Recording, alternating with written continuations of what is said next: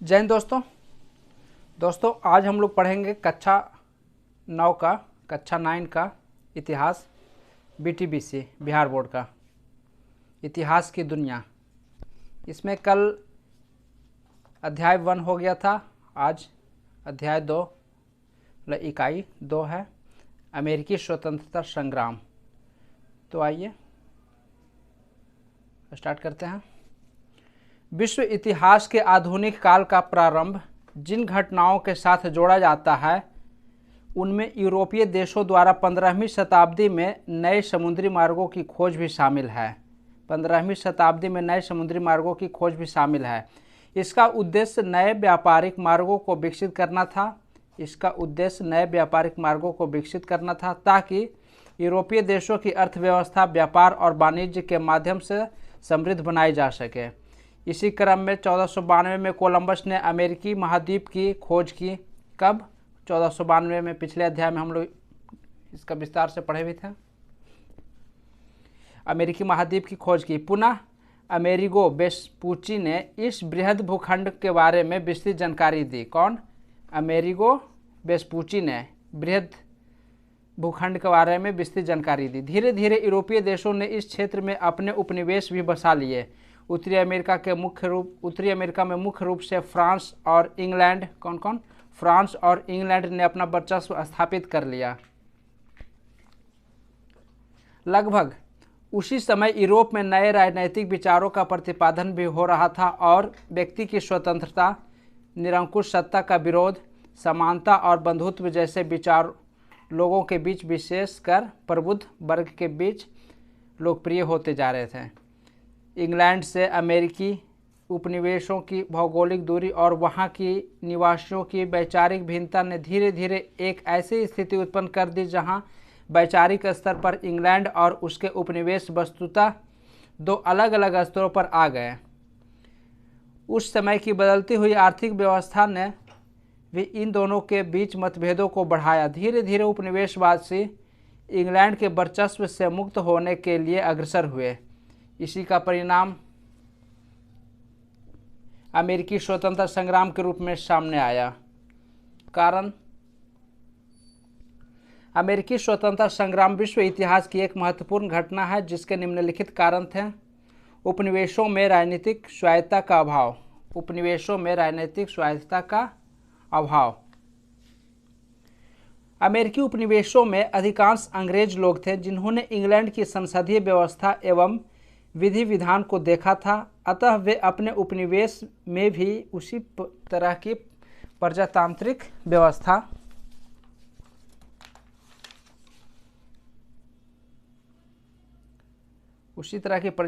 व्यवस्था चाहते थे। ब्रिटिश शासक इसके खिलाफ थे। उपनिवेशों के गवर्नर इंग्लैंड के राजा द्वारा मनोनीत किए जाते थे।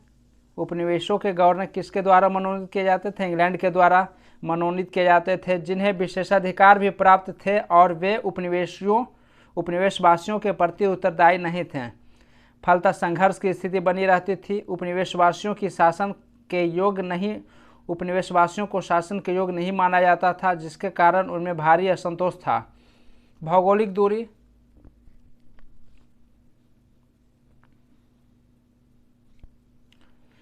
इंग्लैंड और अमेरिका की भौगोलिक दूरी काफ़ी अधिक थी। यह दोनों क्षेत्र अटलांटिक महासागर के दो अलग अलग छोर पर स्थित थे। चूँकि उस समय यातायात एवं संचार साधनों का अभाव था, अतः व्यावहारिक रूप से ब्रिटिश सरकार अपने उपनिवेशों पर प्रभावशाली नियंत्रण बनाए रखने में असमर्थ थी, जिसका फायदा स्वतंत्रता संग्राम के दौरान उपनिवेशवासियों को मिला। अमेरिकी स्वतंत्रता संग्राम के कारण उपनिवेशों में राजनीतिक स्वायत्तता का अभाव। मध्यम वर्ग का उदय। भौगोलिक दूरी। धार्मिक एवं सामाजिक व्यवस्था में मतभेद। सप्तवर्षीय युद्ध का प्रारंभ। प्रगति विरोधी आर्थिक नीति। लेखकों एवं प्रचारकों की भूमिका। जॉर्ज तृतीय की निरंकुश नीति एवं तात्कालिक कारण बोस्टन टी पार्टी, बोस्टन की चाय पार्टी, ये कुछ कारण रहे।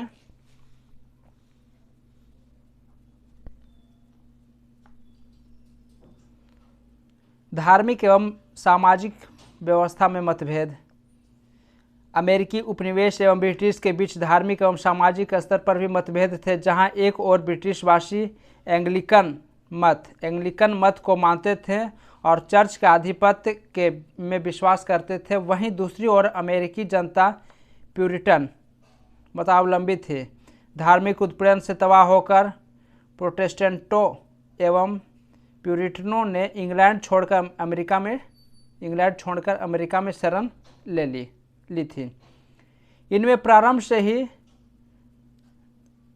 जुभारूपन एवं स्वतंत्रता की भावना विद्वान थे तथा सैनिक क्षमता का प्रदर्शन भी वे कई बार कर चुके थे। यही कारण है कि अमेरिकावासी अपने मातृ देश के साथ संबंध नहीं रखना चाहते थे। ब्रिटिश समाज सामंतवादी एवं कुलीन व्यवस्था पर आधारित थी, जबकि अमेरिकी समाज समतामूलक एवं प्रजातांत्रिक व्यवस्था पर आधारित था। इस प्रकार अमेरिका में धार्मिक एवं सामाजिक समरसता विद्यमान थे, जिसमें स्वतंत्रता संग्राम के लिए एक मजबूत आधार प्रदान किया। सप्तवर्षीय युद्ध का प्रारंभ। सप्तवर्षीय युद्ध इंग्लैंड एवं फ्रांस, बहुत इंपॉर्टेंट है। सप्तवर्षीय युद्ध किन दो देशों के बीच हुआ था? इंग्लैंड एवं फ्रांस के बीच में 1756 से 1763, 7 वर्ष तक चला था, इसलिए सप्तवर्षीय युद्ध 1756 से 1763 ईस्वी के बीच इंग्लैंड एवं फ्रांस के बीच ये चला। इस युद्ध से पूर्व तक उपनिवेशवासी इंग्लैंड से घनिष्ठ रूप से जुड़े हुए थे, क्योंकि वे कनाडा में फ्रांसीसियों के विरुद्ध अकेले अपनी रक्षा करने में असमर्थ थे। लेकिन इस युद्ध में फ्रांस की पराजय हुई। सप्तवर्षीय युद्ध में इंग्लैंड की जीत हुई, फ्रांस की पराजय ही यह भय समाप्त हो गया। अब उपनिवेशवासियों का एकमात्र लक्ष्य इंग्लैंड को बेदखल करना था। इस युद्ध पर टिप्पणी करते हुए प्रोफेसर पोलैंड ने कहा, फ्रांस की पराजय में अमेरिका वासियों की स्वतंत्रता की इच्छा को भड़काया। प्रगति विरोधी आर्थिक नीति। सबसे गंभीर मतभेद आर्थिक कारणों से उत्पन्न हुए थे। उपनिवेशवाद का बुनियादी सिद्धांत यह था कि उपनिवेशों के आर्थिक शोषण और उनके संसाधनों के दोहन का अधिकार मात्र देश को है। दूसरी ओर उन्मुक्त व्यापार की धारणा विकसित हो रही थी, जिसमें राज्य द्वारा व्यापार को नियंत्रित करने का विरोध किया गया था। इस सिद्धांत के अनुसार उपनिवेशवासी अपने व्यापार एवं अन्य क्रियाकलापों में इंग्लैंड के हस्तक्षेप को नापसंद करते थे। अतः उपनिवेशों में विकसित हो रहा मध्यम वर्ग इंग्लैंड के कुलीन वर्गीय शासन का अंत चाहता था।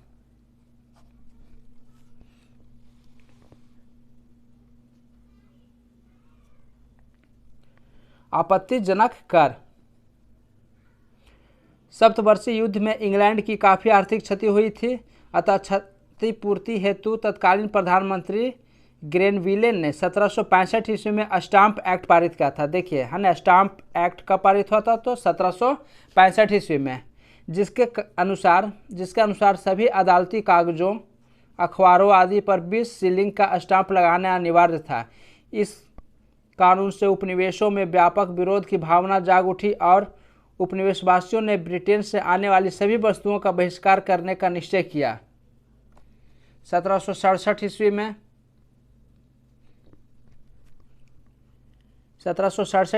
ब्रिटिश संसद ने उपभोक्ता वस्तुओं पर कर लगाया। 1767 में ये वस्तुएं थी कागज, सीसा, चाय, रोगन। उपनिवेशवासियों ने इन करों का व्यापक विरोध किया तथा सैमुअल एडम्स ने प्रतिनिधित्व नहीं तो कर नहीं का नारा दिया। किसने? सैमुअल एडम्सन ने प्रतिनिधित्व नहीं तो कर नहीं का नारा दिया। ब्रिटिश सरकार की कार्रवाइयों का विरोध करने के लिए उपनिवेशवासियों ने स्वाधीनता के पुत्र एवं स्वाधीनता की पुत्रियां आदि संस्थाएं स्थापित की। ये देखिए, स्टाम्प एक्ट का विरोध करते हुए उपनिवेशवासियों का ये चित्र दिखाया गया है। लेखकों एवं प्रचारकों की भूमिका। स्वतंत्रता की भावना जगाने में लेखकों एवं प्रचारकों की अहम भूमिका रही है। 1776 ईस्वी में टॉमस पेन की लघु पत्रिका कॉमन सेंस प्रकाशित हुई। कॉमन सेंस 1776 में किनकी? टॉमस पेन की। कॉमन सेंस बहुत ही इंपॉर्टेंट है। तो कॉमन सेंस पत्रिका किनकी? टॉमस पेन की थी। इसमें अत्यंत प्रभावशाली एवं उत्तेजक शैली में स्वतंत्रता की आवश्यकता पर बल दिया गया है। उसने राजतंत्र पर भी करारा प्रहार किया। टॉमस जेफरसन ने उपनिवेशवासियों के विद्रोह करने के अधिकार का समर्थन किया और उनकी बढ़ती हुई स्वतंत्रता की इच्छा को प्रोत्साहित किया। जॉर्ज तृतीय की निरंकुश नीति। इंग्लैंड के शासक जॉर्ज तृतीय ने सत्ता संभालते ही अमेरिकी उपनिवेश के प्रति निरंकुश नीति अपनाई। उसकी यह नीति इंग्लैंड में भी अलोकप्रिय थी। वह व्यक्तिगत शासन के सिद्धांत में विश्वास रखता था, जबकि इंग्लैंड में मंत्रिमंडल की शक्तियां बढ़ने लगी थी। जॉर्ज तृतीय के अनुत्तरदायी रवैये ने उपनिवेशों के साथ उत्पन्न हुए संकट के शांतिपूर्ण समाधान की संभावनाओं को वस्तुतः ध्वस्त कर दिया, जो स्वतंत्रता संग्राम हेतु उत्तरदायी कारक के रूप में सामने आया।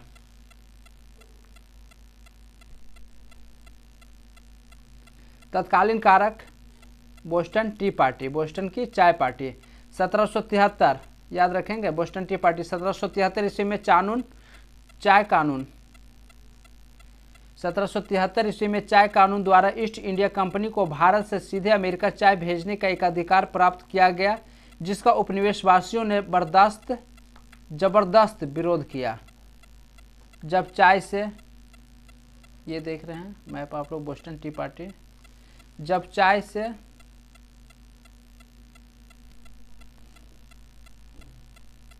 लदा हुआ जहाज अमेरिका के बोस्टन बंदरगाह पर पहुंचा तो वहां के कुछ नागरिक आदिवासियों रेड इंडियन जैसे कपड़े पहने उस जहाज पर पहुंचे और उन्होंने चाय की सभी पेटियां समुद्र में फेंक दी। इस घटना को बोस्टन टी पार्टी के नाम से जाना जाता है। अतः ब्रिटिश सरकार ने बोस्टन बंदरगाह पर व्यापारी प्रतिबंध लगा दिया और इस प्रकार अमेरिकी उपनिवेश को विद्रोह की आग में धकेल दिया।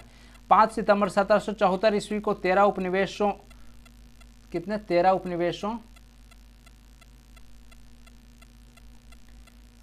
5 सितंबर 1774 ईस्वी को 13 उपनिवेशों के प्रतिनिधियों का फिलाडेल्फिया शहर में एक महादेशीय सम्मेलन आयोजित किया गया, जिसमें ब्रिटिश कानूनों का विरोध तथा व्यापार के बहिष्कार का निर्णय हुआ। 18 अप्रैल 1775 ईस्वी को ब्रिटिश सेना तथा उपनिवेशवासियों के बीच लेक्सिंगटन में प्रथम संघर्ष हुआ। इसके पश्चात 4 जुलाई 1776 ईस्वी में फिलाडेल्फिया में दूसरा महादेशीय सम्मेलन आयोजित हुआ। इसमें टॉमस जेफरसन द्वारा तैयार किया गया स्वतंत्रता का घोषणा पत्र भी जारी किया। जॉर्ज वाशिंगटन ये हैं अमेरिका के पहले प्रधानमंत्री, और ये देखिए आप लोग है ना अमेरिकी स्वतंत्रता की घोषणा।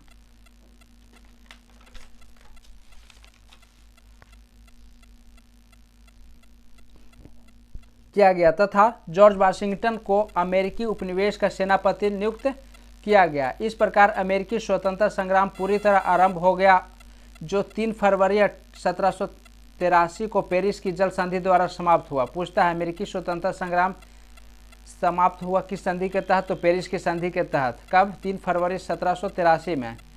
1787 ईस्वी में संविधान का निर्माण हुआ। 83 में आज़ादी मिली पेरिस की संधि के तहत, और अमेरिकी स्वतंत्रता संग्राम समाप्त हुआ और 1787 में संविधान का निर्माण हुआ, जो 1789 में लागू हुआ। 1787 में संविधान का निर्माण हुआ, 1789 में लागू हुआ अमेरिकी संविधान। जॉर्ज वाशिंगटन को प्रथम राष्ट्रपति बनाया गया। जॉर्ज वाशिंगटन को प्रथम राष्ट्रपति बनाया गया। इसका परिणाम देखिए क्या हुआ कि अमेरिकी स्वतंत्रता संग्राम को विश्व इतिहास में एक विभाजक रेखा के रूप में देखा जाता है। इसके तत्कालिक एवं दीर्घकालिक परिणाम दोनों ही निर्णायक थे। अमेरिकी स्वतंत्रता संग्राम को विश्व इतिहास में एक विभाजक रेखा के रूप में देखा जाता है, इसके तत्कालिक एवं दीर्घकालीन परिणाम दोनों ही निर्णायक थे। ब्रिटिश का एक कीमती उपनिवेश हाथ से निकल गया तथा अटलांटिक महासागर के पार संयुक्त राज्य अमेरिका के रूप में एक शक्तिशाली राष्ट्र का उदय हुआ, जिसने पूरे विश्व को प्रभावित किया। अमेरिकी स्वतंत्रता संग्राम एक तरह से वाणिज्यवादी प्रतिबंधों के विरुद्ध एक विद्रोह था। अतः इसने एडम स्मिथ के लाइसेंस फेयर मुक्त व्यापार के सिद्धांत को मजबूत किया। ब्रिटेन की हार का दोष जॉर्ज तृतीय तथा उनके मंत्रियों के माथे मढ़ा गया। फलतः तानाशाह बनने का जॉर्ज तृतीय का सपना चूर हो गया। तानाशाह बनने चला था ये जॉर्ज तृतीय, इसका सपना चूर हो गया। लॉर्ड नॉर्थ का मंत्रिमंडल बर्खास्त तथा अधिक उदार मंत्रिमंडल नियुक्त हुआ। इंग्लैंड में जल्द ही कई सुधार लागू हुए, जैसे कि आयरलैंड की संसद को लगभग स्वतंत्र स्थान प्राप्त हुआ। 1782 ईस्वी में कैथोलिक आयरिश लोगों को मताधिकार मिला। 1793 ईस्वी में आयरिश संसद वेस्टमिंस्टर संसद से जुड़ा। 1800 ईस्वी में इस प्रकार सीमित राजतंत्र और राजनीतिक स्वतंत्रता का वर्चस्व बढ़ गया। अमेरिकी स्वतंत्रता संग्राम ने फ्रांस को भी प्रभावित किया। इस संग्राम में लफायते के नेतृत्व में फ्रांसीसी सैनिकों ने भाग लिया था। अतः जब वे स्वदेश लौटे तो निरंकुश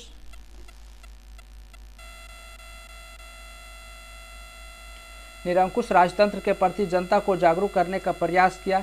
दूसरी ओर फ्रांसीसी अर्थव्यवस्था भी बुरी तरह प्रभावित हुआ। राजनीति में जनता की भागीदारी का मार्ग प्रशस्त हुआ।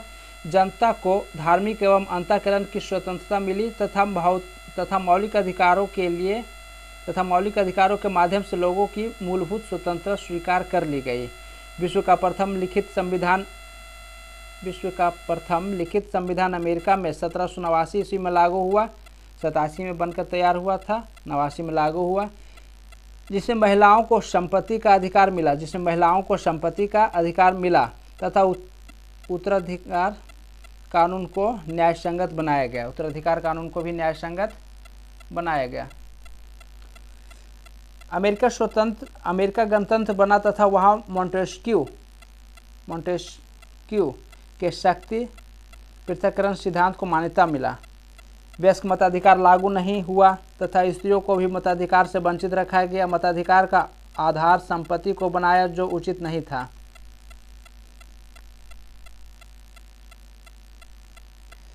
इस प्रकार संयुक्त राज्य अमेरिका का गठन एक नए राज्य के रूप में हुआ, जिसमें पहली बार लिखित संविधान शक्ति के पृथक्करण का सिद्धांत,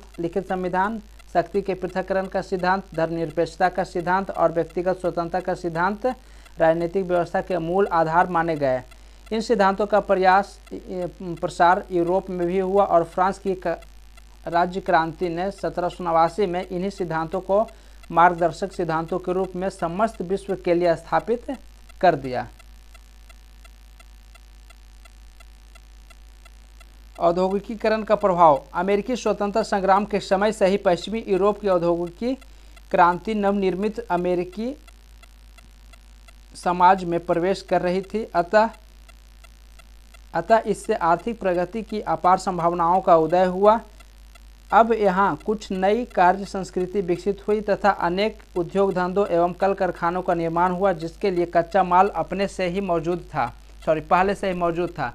औद्योगिकीकरण के फलस्वरूप कृषि को भी प्रोत्साहन मिला। अतः आर्थिक क्षेत्र में अभूतपूर्व उन्नति हासिल हुई, जिसका परिणाम एक सशक्त एवं विकसित देश के रूप में संयुक्त राज्य अमेरिका का उदय था।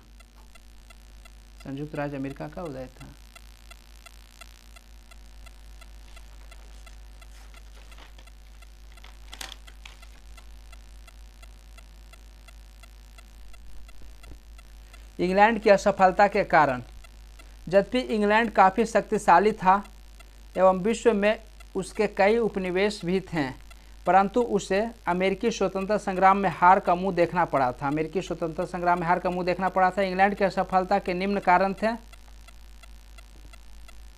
अमेरिकी उपनिवेश अटलांटिक महासागर के पार 3000 मील की दूरी पर स्थित थे, अतः वहाँ समय से सोना एवं रसद पहुँचने में कठिनाई होती थी। दूसरी ओर अमेरिका की भौगोलिक स्थिति से भी अंग्रेजी सैनिक परिचित नहीं थे।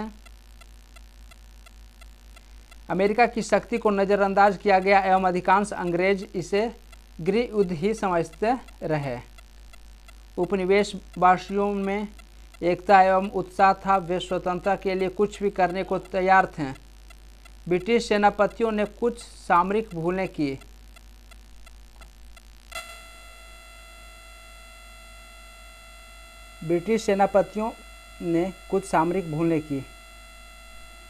ब्रिटिश राजनेताओं के बीच गंभीर मतभेद थे। जॉर्ज तृतीय की हठ धार्मिकता की नीति के कारण योग्य एवं अनुभवी नेता सरकार से अलग रहे। ब्रिटेन विदेशी सहायता से वंचित रहा, जबकि अमेरिकी उपनिवेशों को विदेशी सहायता प्राप्त हुई। विशेषकर फ्रांस ने उपनिवेशवासियों को धन से काफ़ी मदद पहुंचाई। अमेरिका को जॉर्ज वाशिंगटन जैसा सुयोग्य नेता मिल गया, जिसने बड़े धैर्य, साहस एवं कुशलता के साथ अंग्रेजी सेना को पराजित किया।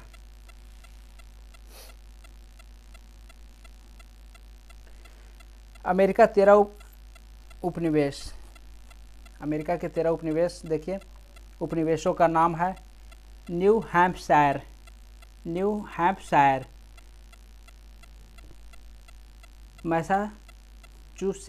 Massachusetts, Rhode Island, Connecticut, New York, new Jersey, Pennsylvania, Delaware, Maryland, Virginia, उत्तरी कैरोलिना, दक्षिणी कैरोलिना एवं जॉर्जिया। ये थे आपके अमेरिका के 13 उपनिवेश टोटल। और इसी के साथ ही अध्याय 2 समाप्त होता है। और दोस्तों, ये जो MCQ है ये मैं कम्युनिटी में डाल दूंगा, आप लोग यहाँ पे जाके इसका अभ्यास कर लेंगे। और यदि ये सेशन आप लोग को अच्छा लग रहा है तो आप लोग कमेंट बॉक्स में अपनी राय दें और एक लाइक करें, दोस्तों को भी शेयर करें। और यदि अभी तक आप लोग चैनल को सब्सक्राइब नहीं किए हैं तो प्लीज़ सब्सक्राइब कर लें। Thank you.